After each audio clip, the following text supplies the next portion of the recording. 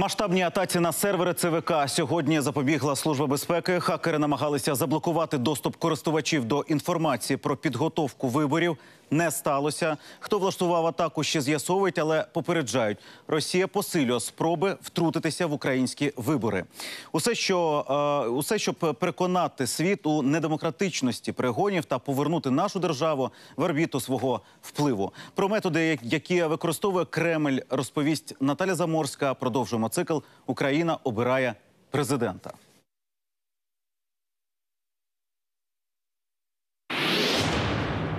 Посіяти хаос і замилити очі. Росія докладе максимум зусиль, вигадливості та грошей, аби втрутитись в українські вибори, кажуть у Службі безпеки. Мовляв, у Кремлі уже виділили своїм спецпідрозділам $350 мільйонів на підривну діяльність в Україні. Через інші канали, через громадські організації, афілійовані з представниками країни-агресора, очевидно, заводяться набагато більші кошти. Завдання представників країни-агресора в першу чергу посіяти дестабілізацію в нашій країні. А ще підривати довіру до кандидатів, аби новообраний президент мав низький рівень підтримки у суспільстві. Тоді, кажуть експерти, буде легше впливати на думку населення ззовні. Для цього використовуватимуть головно соцмережі. Фейсбук, наприклад, заблокував близько 500 сторінок, де створювались групи, наприклад, там «Майдан-3» або там боротьба з корупцією, тобто нібито під такими там патріотичними гаслами або під виглядом боротьби там проти негативних процесів. Виявилося, що ці сторінки адмініструються з Російської Федерації. Переконуватимуть і в недемократичності перегонів, і не лише українців. Росія намагатиметься штучно створити ситуацію невизнання виборів в Україні як частиною українців, так і частиною західної спільноти. З наступним використанням цього фактору для максимального розколу суспільства та створення постійно діючого фронту протиборства в максимально можливій кількості регіонів нашої держави. Москва не полишає спроб дискредитувати Київ на міжнародному рівні за будь-якої нагоди. Приміром, рішення Ради про недопуск російських спостерігачів на вибори. Кремль у цьому вбачив порушення норм міжнародного права. Вы видели когда-нибудь насильника, который одновременно читает моральную лекцию жертве своей? Пускать принципиально нельзя. Шукають і інші зачіпки.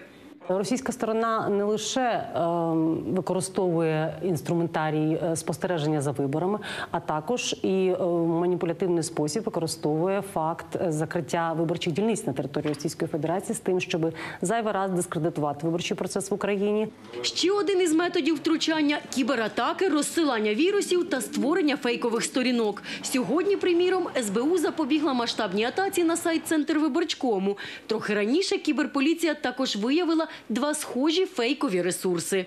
Вони фактично один в один копіювали дані Центральної виборчої комісії для того, щоб побачити відвідуваність фактичного і таким чином розповсюдити шкідливе програмне серед них. Ми фіксуємо, хто викуповує подібні доменні імена до ЦВК, до штабів кандидатів у президенти, для того, щоб не допустити. А днями співробітники СБУ викрили спробу атаки, яку готували на Держреєстр виборців та систему «Вибори», де фіксують порушення. До цього хотіли залучити жителя Дніпра. Россиянин начал интересоваться, чем я занимаюсь и где работаю. Узнал, что я инженер и знаю, где проходят кабеля связи, а также важные узлы. Также, кроме этого, он спрашивал, знаю ли я, как часто происходят выезды кабеля, а также сколько времени занимает их восстановление. У Держреєстрі виборців заспокоюють. Які б кібератаки не здійснювали, вибори відбудуться. І спотворити їх результату не вдасться. Все дублюється на папері, і офіційний результат, він вважається офіційним лише на підставі паперових версій протоколів. Оригінали протоколів доставляються до Центральної комісії, незалежно від інформаційної системи. Інформаційна система лише використовується для попереднього результату голосування. Щоб протидіяти російському втручанню, експерти українських і західних організацій створюють групи швидкого реагування. Спеціалісти з кібербезпеки моніторять ЗМІ та соцмережі. Громадянам же радять не вірити сліпо в усе, що їм видають за чисту монету, а перевіряти інформацію та джерела. Наталя Заморська, Андрій Шишлов. Сьогодні канал «Україна».